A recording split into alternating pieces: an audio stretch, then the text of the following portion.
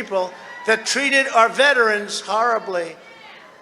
In prime time, they would not have treated our veterans badly, but they treated our veterans horribly. And we have what's called the VA Accountability Act.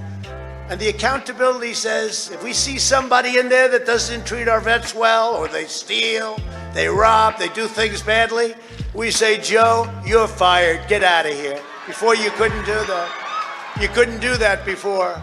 So we've taken care of things, we've done things like nobody's ever thought possible.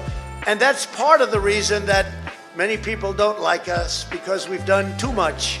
But we've done it quickly, and we were going to sit home and watch a big victory, and everybody had us down for a victory. It was going to be great.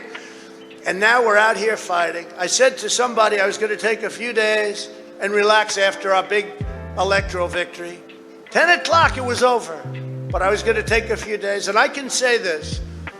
Since our election, I believe, which was such a catastrophe when I watched, and even these guys knew what happened. They know what happened. They're saying, wow, Pennsylvania's insurmountable. Wow, Wisconsin. Look at the big leads we had, right? Even though the press said we're going to lose Wisconsin by 17 points.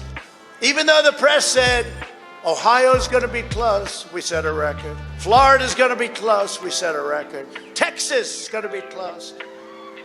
Texas is going to be close. We set a record. And we set a record with Hispanic, with the black community. We set a record with everybody. Today we see a very important event, though, because right over there, right there, we see the advice. And I'm going to be watching, because history is going to be made.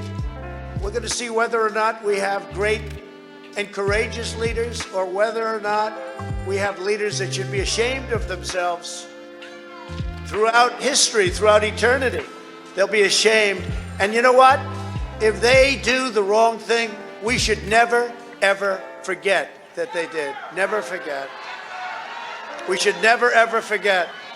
With only 3 of the 7 states in question, we win the presidency of the United States. And by the way, it's much more important today than it was 24 hours ago. Because, I spoke to David Perdue, what a great person, and Kelly Loeffler, 2 great people, but it was a setup. And you know, I said, we have no backline anymore. The only backline, the only line of demarcation, the only line that we have is the veto of the President of the United States. So this is now what we're doing, a far more important election than it was 2 days ago. I want to thank the more than 140 members of the House. Those are warriors. They're over there working like you've never seen before, studying, talking, actually going all the way back, studying the roots of the Constitution, because they know we have the right to send a bad vote that was illegally gotten. They gave these people bad things to vote for, and they voted because what did they know? And then when they found out a few weeks later, again, it took them 4 years to devise this screen. And the only unhappy person in the United States, single most unhappy, is Hillary Clinton, because she said, why didn't you do this for me 4 years ago? Why didn't you do this for me 4 years ago? Change the votes, 10,000 in Michigan. You could have changed the whole thing, but she's not too happy. You don't see her anymore. What happened? Where's Hillary?